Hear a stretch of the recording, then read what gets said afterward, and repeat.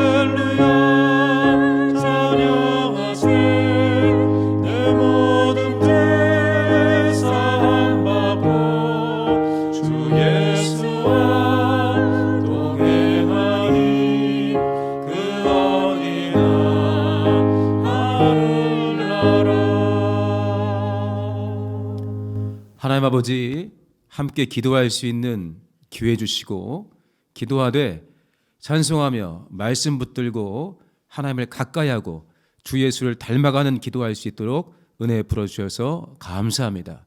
이 시간 모든 순서에 하나님의 은혜가 충만하게 원합니다. 주 예수를 닮기 원합니다. 우리를 성령으로 인도해 주시옵소서. 예수 이름으로 기도합니다. 아멘.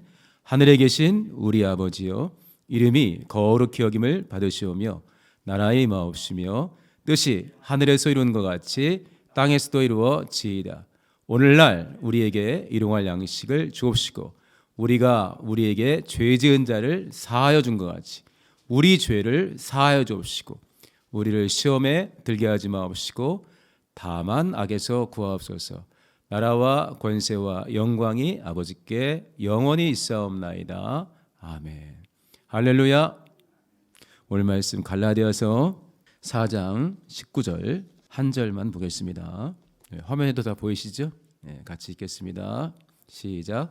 나의 자녀들아, 너희 속에 그리스도의 형상이 이루기까지 다시 너희를 위하여 해산하는 수고를 하노니. 아멘. 495장 찬송하시니까 좋으십니까? 이 고백이 우리 각각의 진실한 고백되기 원하고 특별히 우리가 전도하고자 하는 영혼들 있지 않습니까? 든든하게 붙들어주고 싶은 영혼들, 바로 그 영혼들에게도 이 찬송이 진실한 고백이 됐으면 좋겠습니다. 갈라디아서의 상황은 우리 성도님들이 많이들 알고 계시죠. 사도 바울의 다소 격한 표현도 자주 등장합니다. 1장 보면은 좀 심각해요. 저주를 받을지어다. 예수 그리스도의 복음 말고 다른 복음이면은 다른 예수, 다른 복음, 다른 영, 저주를 받을지어다. 그러니까 굉장히 사실은 예민하지만 충만하게 기도하면서 영적으로 냉정을 찾고 이때 성도들을 어떻게 도울 것인가. 이 혼란스러운 상황에서 에이 나 몰라 이런 식으로 분을 내고 뭔가 또 다른 시작을 할 것인가, 아니면 하나님이 원하시는 후속 조치, 회복과 또 다른 성장을 위해서 노력을 할 것인가가 사실은 깔려 있습니다.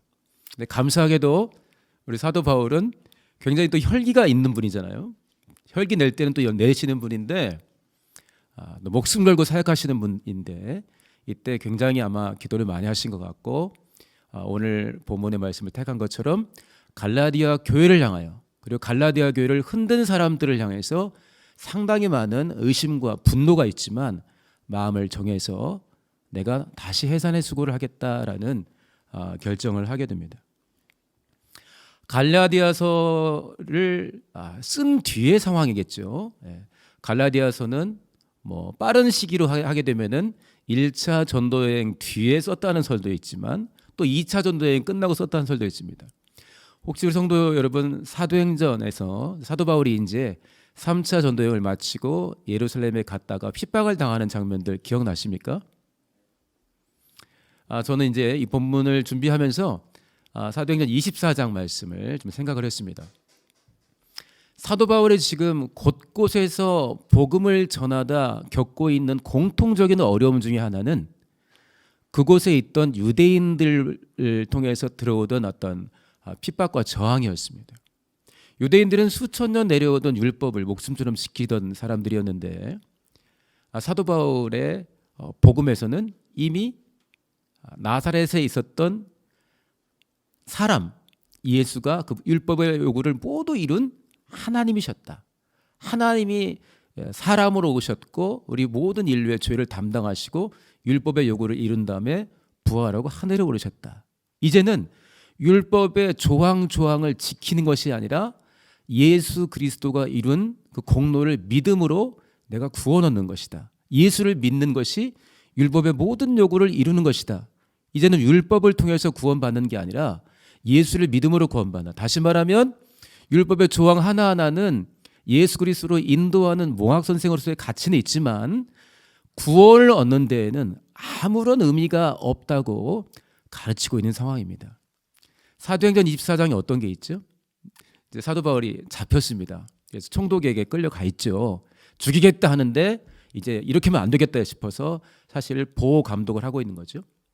사도행전 24장 보게 되면은 성도님들 기억하시는 것처럼 대제사장 아나니아하고 장로들 몇 사람, 그다음에 그 중에서 법률에 정통한 변사, 그러니까 번역하면은 법관 또 변호사 이렇게 할 수가 있어요. 또는 뭐 대변인, 이 더둘루가 함께 총독 벨릭스에게 갑니다. 그래서 이제 이 사도 바울이라는 사람은 정말 잡아 죽여도 마땅한 사람이라는 고발을 하는 거죠. 그 중에 5절 말씀에 기억나시죠? 이 사람은 연병이다 그랬어요. 코로나19로 우리가 얼마나 고통스럽습니까? 이게 만약에 안 생겼으면 지금 얼마나 자유로울까요? 그런데 거기 딱 요즘에 맞는 연병이라는 단어가 나와요. 연병. 이 사람은 연병이다. 그래서 곳곳에 병을 퍼뜨린다 하는데 뭐라고 했냐면은 천하 곳곳에 퍼져 있는 우리 유대인들 모두를 소욕해 하는 자다. 그러면서 단적으로 내립니다. 나사렛 이단의 괴수다. 그러니까 갈라디아 교회뿐만 아니라 사도 바울이 가는 곳곳에서 그곳에 있는 유대인들로부터 받은 저항은 아주 막대한 것이었고, 쟤는 우리랑 조금 다른 생각을 가지고 있구나 이런 정도가 아니라 죽여야 돼 이런 저항이었습니다. 이것이 당연히 율법에 열심히 있는, 예수를 믿지 않지만 예수를 믿지 않고 율법에 열심히 있는 유대인들로서는 갈라디아 교회를 흔들어 놔야 돼요. 사실 예수 믿는 사람들을 흔들어내서 다시 율법으로 돌이키게 해야 됩니다.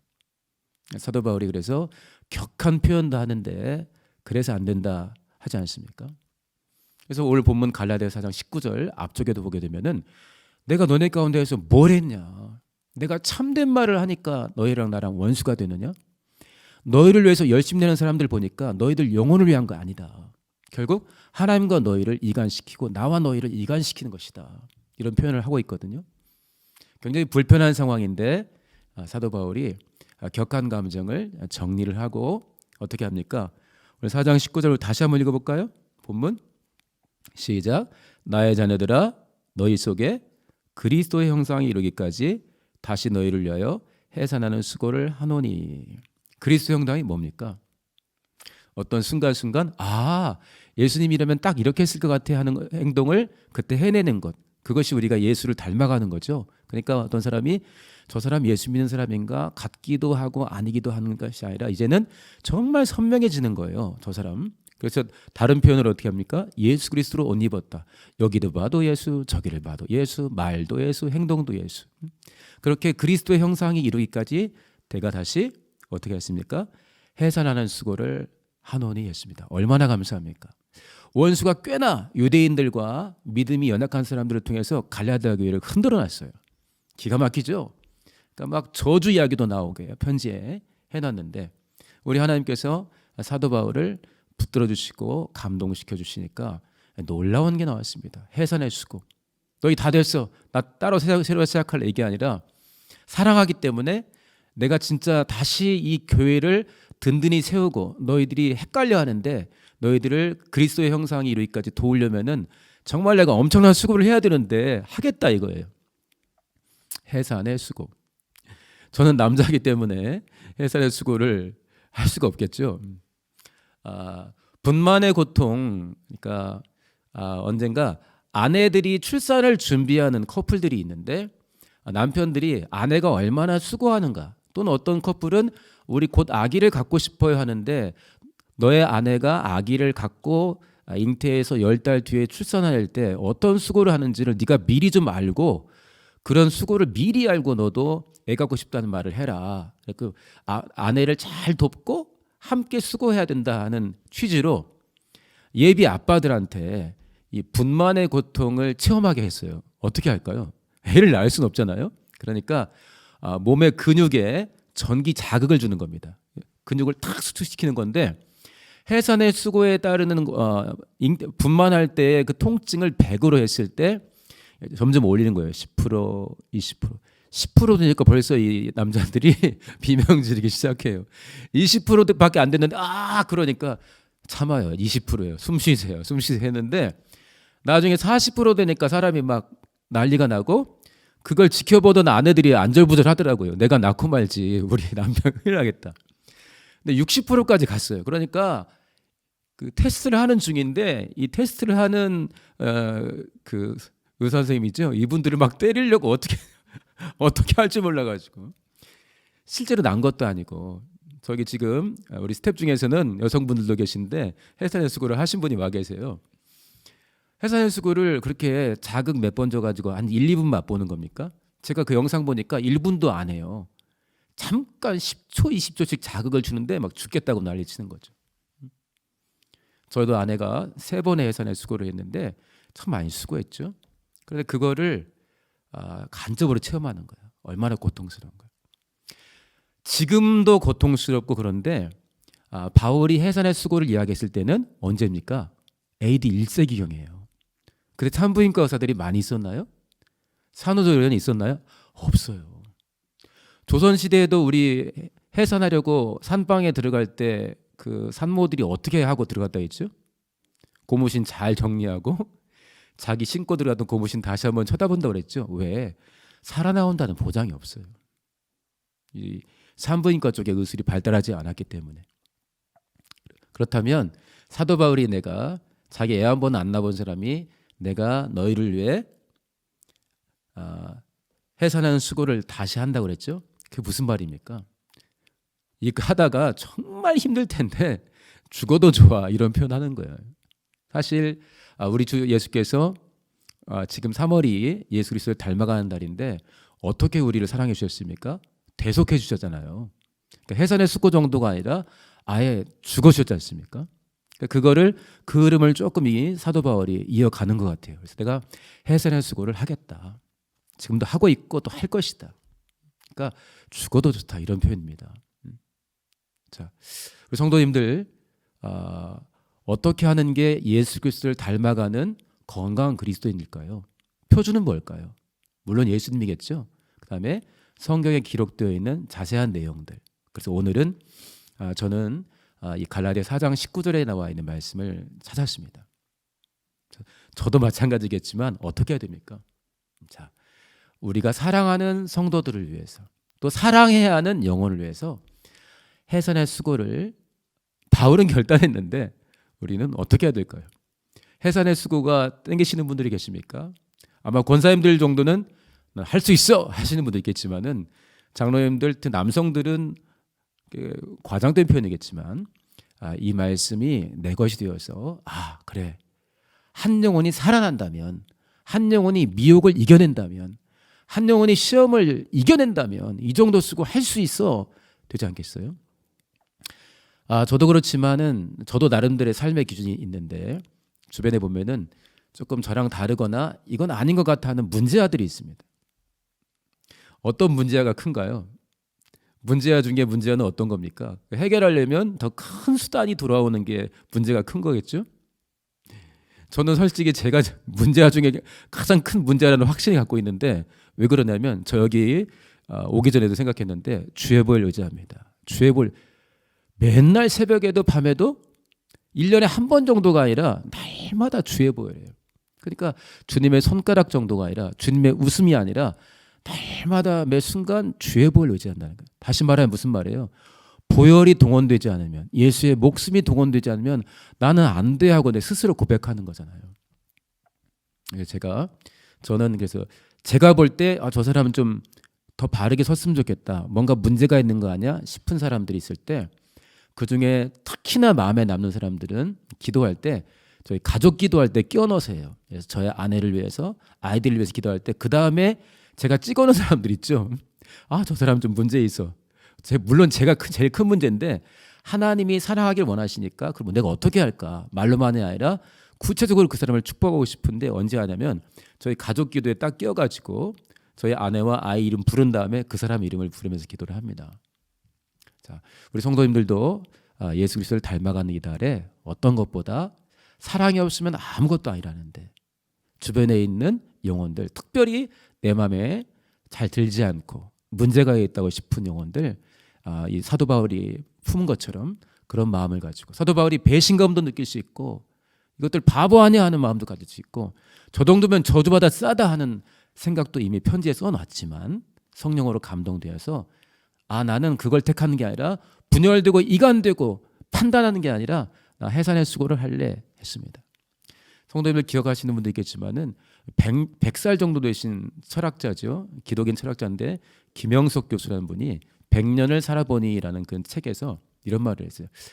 해보니까 제일 보람되고 오래 기억이 남는 건 뭐냐면, 사랑하는 사람을 위해서, 아니면 내가 사랑해야 될 사람을 위해서, 그 사람을 사랑해야 되기 때문에 그 사람이 행복해질 것을 위해서 내가 힘을 다해 수고하는 것, 그게 참 생각해 보니까 최고의 보람이고 인생의 행복이었다, 이런 표현을 하더라고요.